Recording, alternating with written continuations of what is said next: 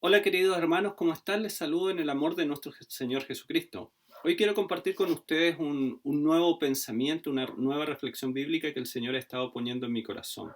Durante la última semana, en uno de los grupos de WhatsApp donde estoy, donde participo, eh, surgió una pregunta sobre cómo debiera actuar un cristiano frente a la situación que enfrenta nuestro país en este momento y bueno, el mundo entero en relación a la pandemia del COVID-19. Existía una postura que planteaba que debemos confiar en que Dios cuida a sus hijos. Basándose en textos como el Salmo 91, argumentaban que nosotros no debiéramos preocuparnos y que, bueno, da lo mismo si salimos, si predicamos, si hacemos cultos o no, porque debiéramos estar confiados en el Señor.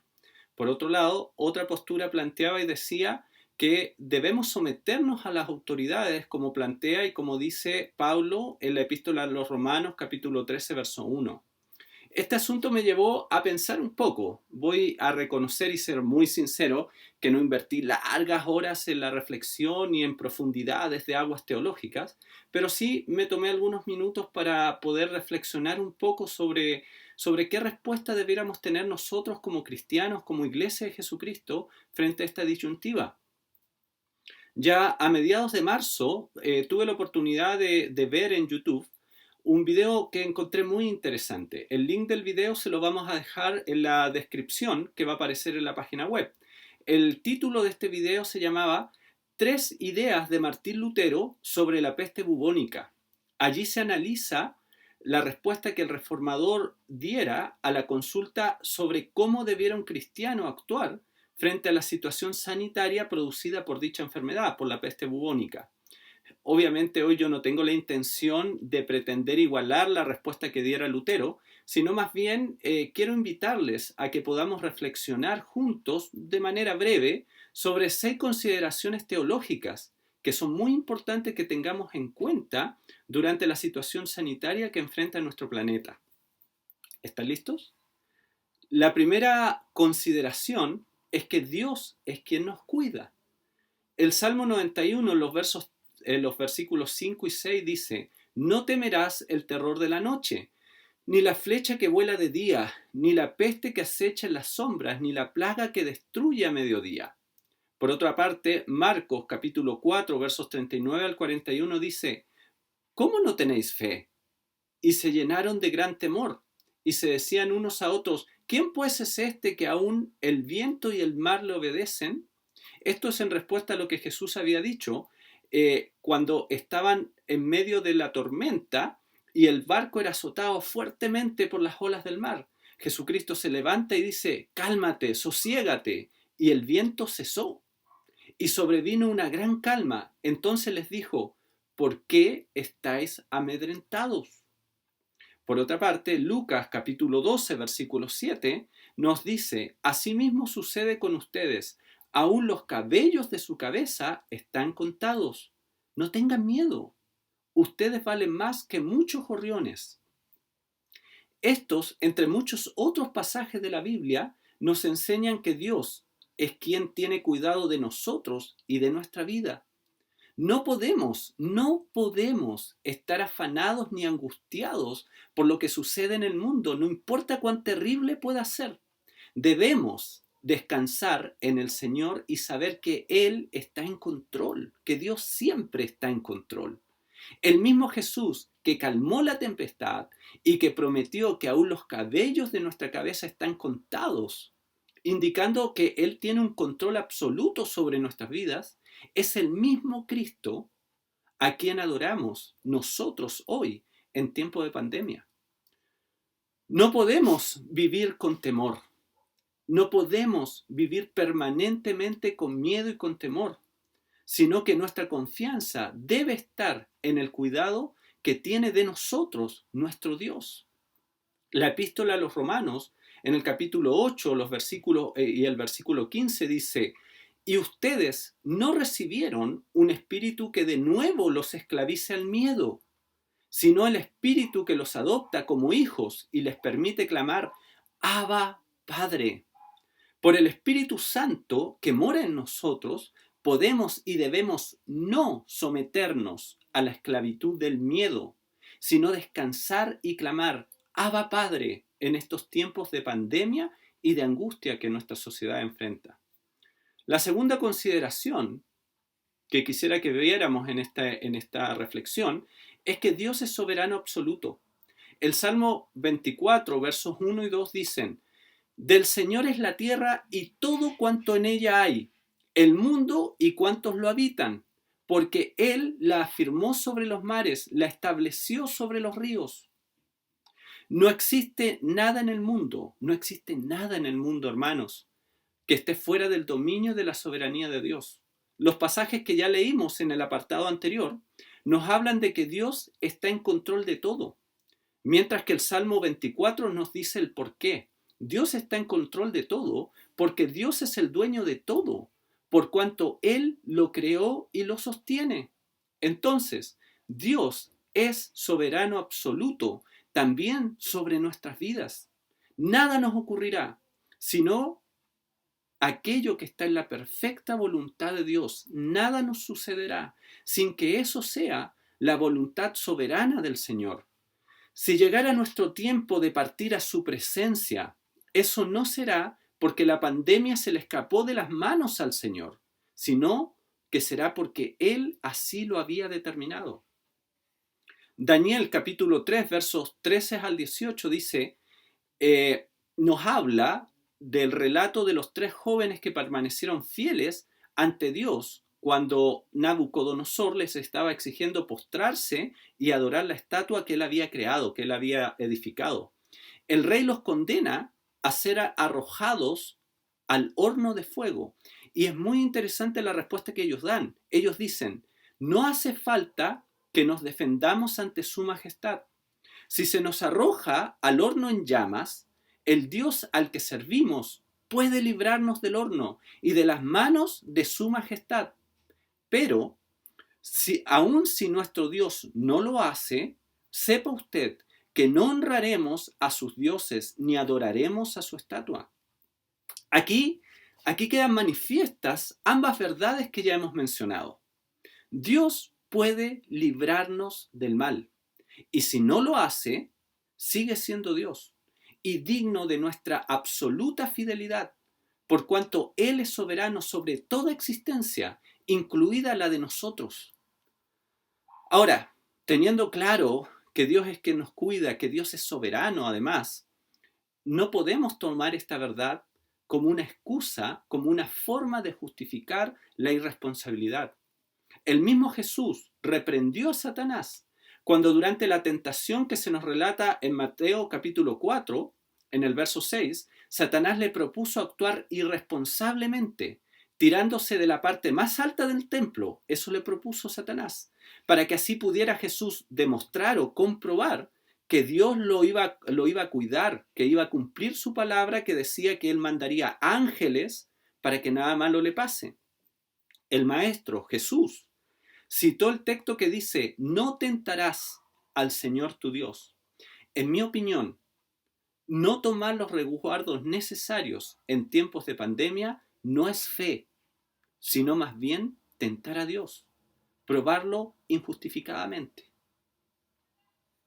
La tercera consideración que yo quisiera que viéramos hoy es que debemos someternos a toda autoridad. Romanos capítulo 13, verso 1 dice, todos deben someterse a las autoridades públicas, pues no hay autoridad que Dios no haya dispuesto. Así que las que existen fueron establecidas por Él. La Biblia ordena de manera clara y tajante que debemos someternos a toda autoridad. Pablo escribió este pasaje de su epístola a los romanos cuando la máxima autoridad era el emperador Nerón, posiblemente uno de los más tiranos de la historia de la humanidad. Así que no podemos argumentar que nuestras autoridades son incompetentes como una razón para justificar el desobedecer sus instrucciones. William MacDonald dice en su comentario al Nuevo Testamento, será útil recordar que Pablo escribió esta sección sobre sujeción al gobierno humano mientras el infame Nerón era embajador. Aquellos fueron días negros para los cristianos. Nerón los acusaba de un fuego que destruyó media ciudad de Roma y que quizá el mismo Nerón ordenó. Hizo que algunos creyentes fuesen sumergidos en brea y luego los encendió como antorchas vivientes para iluminar sus orgías. Otros fueron cocidos en pieles de animales y echados a perros salvajes para ser despedazados. En ese contexto, Pablo dijo: sométanse a toda autoridad. Desobedecer a las autoridades solo sería posible frente a una instrucción que contradiga abiertamente un mandato bíblico. Por ejemplo, que se nos ordene validar el matrimonio homosexual en nuestras iglesias o que se nos exija practicar el aborto como algo obligatorio en nuestras familias cristianas. Pero cuando se nos está pidiendo tomar resguardos para evitar mayores contagios y así procurar frenar el virus que nos está atacando, no existen excusas. Hoy las instrucciones son claras y como fieles seguidores de Cristo, obedientes a la palabra de Dios, debemos, hermanos, debemos acatar lo que dicen las autoridades de nuestros países, tomando las precauciones necesarias para evitar más contagios y muertes por causa de la pandemia que nos está atacando.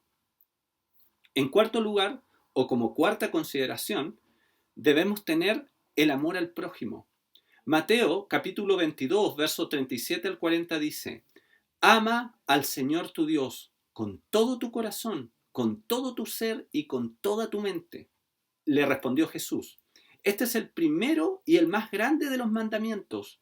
El segundo se parece a este: ama a tu prójimo como a ti mismo. De estos dos mandamientos dependen toda la ley y los profetas. La Biblia, nuestro Señor Jesucristo, nos ordena amar a nuestro prójimo como a nosotros mismos. No necesitamos en realidad ser expertos en teología y poder hacer exégesis acabada y concluyente para interpretar de manera correcta y contextualizar este mandamiento de Dios para el momento histórico que nos está tocando vivir. La mejor forma de cumplir hoy las palabras de Jesús es quedándonos en casa y evitando más contagios. Simple.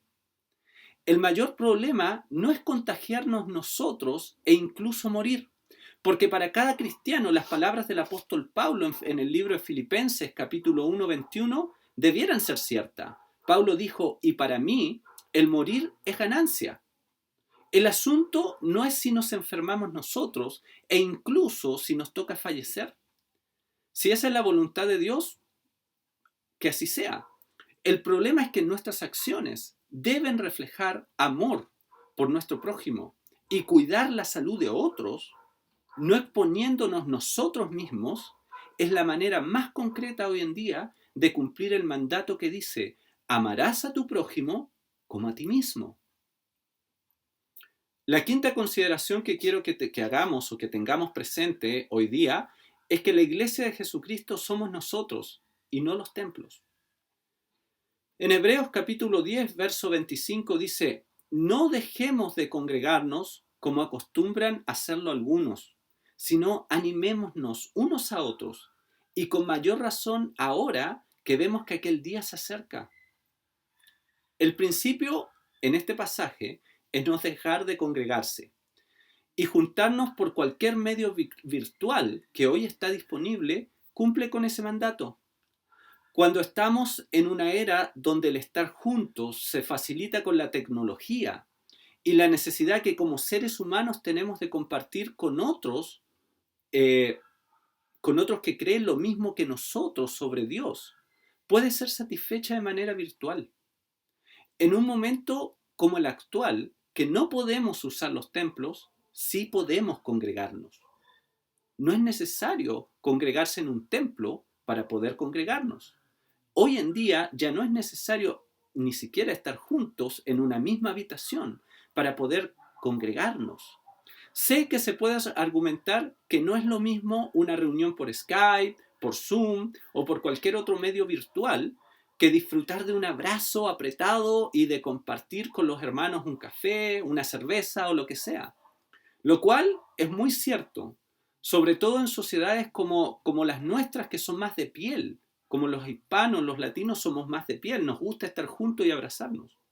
Sin embargo, debemos obedecer y amar, como ya lo hemos dicho antes, utilizando los medios tecnológicos que Dios nos ha permitido desarrollar como sociedad para edificarnos los unos a los otros y no dejar de estar juntos, no dejar de congregarnos.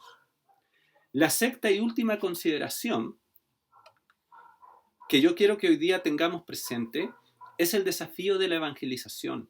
Mateo 28, 18 al 20 dice: Jesús se acercó entonces a ellos y les dijo: se me ha dado toda autoridad en el cielo y en la tierra. Por tanto, vayan y hagan discípulos de todas las naciones, bautizándolos en el nombre del Padre y del Hijo y del Espíritu Santo, enseñándoles a obedecer todo lo que les he mandado a ustedes, y les aseguro que estaré con ustedes siempre, hasta el fin del mundo. Siempre ha sido difícil movilizar a los creyentes para que compartan su fe. Eso no es algo nuevo, no es algo del tiempo de pandemia. La mayoría de nosotros deseamos hacerlo, deseamos predicarle a otras personas, pero nos cuesta cruzar esa barrera del temor y hablarle a otros sobre que necesitan ser reconciliados con Dios por medio de Jesucristo. En un momento como el actual, donde no podemos comunicarnos sino por medios tecnológicos, parece ser aún más problemático el compartir con otros el Evangelio de Jesucristo. Sin embargo, necesitamos orar y pedirle a Dios nuevas estrategias que nos permitan compartir su mensaje con aquellos que no le conocen. La pandemia y la exigencia de estar recluidos en nuestras casas no significa que podamos tomarnos un descanso de nuestra obligación de hacer discípulos de todas las naciones. Somos quienes Jesucristo eligió para continuar su misión y debemos ser responsables ante tal encomienda. La pregunta es, ¿cómo lo haremos? ¿Cómo vamos en tiempo de pandemia, que no podemos salir y solo podemos usar los medios tecnológicos? ¿Cómo vamos a alcanzar con el Evangelio de Jesucristo a quienes no lo conocen? Yo solo podría darte algunas recomendaciones. Sin embargo, es el Espíritu Santo, el Espíritu de Dios, como siempre debe ser, quien te muestre la estrategia correcta para alcanzar a tus contactos en tiempos en que no puedes reunirte cara a cara presencialmente con ellos. Por eso es imprescindible que durante este tiempo de pandemia inviertas tiempo en oración y lectura de la Biblia. Es allí donde el Espíritu de Dios te va a hablar y te va a dar nuevas estrategias para seguir cumpliendo la misión que Jesucristo nos encomendó como iglesia, anunciar el mensaje de reconciliación al mundo entero. Entonces, en medio de la crisis mundial producida por el COVID-19, a mí me parece que como cristianos debemos tener presente, primero, Dios es quien nos cuida. Segundo, Dios es soberano absoluto sobre todo lo que existe. Sin embargo, eso no es una excusa para que actuemos de manera irresponsable. En tercer lugar, debemos someternos a toda autoridad y seguir sus instrucciones para enfrentar la crisis sanitaria que hoy vivimos. Cuarto, amor al prójimo debe ser la guía principal de nuestras acciones en medio de la pandemia. Quinto, la iglesia de Jesucristo somos nosotros y no los templos. Por lo tanto, el congregarnos de manera virtual, aunque no es lo ideal, estamos claros, es una manera que nos permite de seguir conectados y creciendo en nuestra fe. Y sexto, el desafío de la evangelización sigue estando presente, sigue siendo vigente. No podemos dejar de anunciar a las personas que Dios desea reconciliarse con ellos por medio de Jesucristo. La enfermedad, la pandemia, no es una excusa para dejar de evangelizar. Descansemos en el Señor y su soberanía, a la vez que vivamos una vida que le honre en nuestras relaciones con el prójimo y las autoridades, sin olvidarnos de que nuestra principal tarea en el tiempo presente es alcanzar con el mensaje del Evangelio a quienes no han sido reconciliados con Dios a través de Jesucristo. Oremos. Señor, muchas gracias por este tiempo de reflexión en tu palabra. Ayúdanos a actuar sabia y responsablemente, de tal forma que a ti te honre, de tal forma, Señor, que a ti te exalte y que podamos utilizar, Señor, las estrategias que tú nos des a través de tu Espíritu Santo para seguir alcanzando al mundo con tu palabra y tu evangelio, aún en medio de la crisis de esta pandemia mundial. Bendigo a mis hermanos y te pido que nos des gracia y sabiduría para dirigirnos, Señor, de una forma que traiga gloria a tu nombre en nuestro diario andar y en la forma en que nos relacionamos con el mundo entero y las autoridades principalmente. En el nombre de Jesús, amén. Dios los bendiga, mis queridos hermanos, y bueno, será hasta una próxima oportunidad.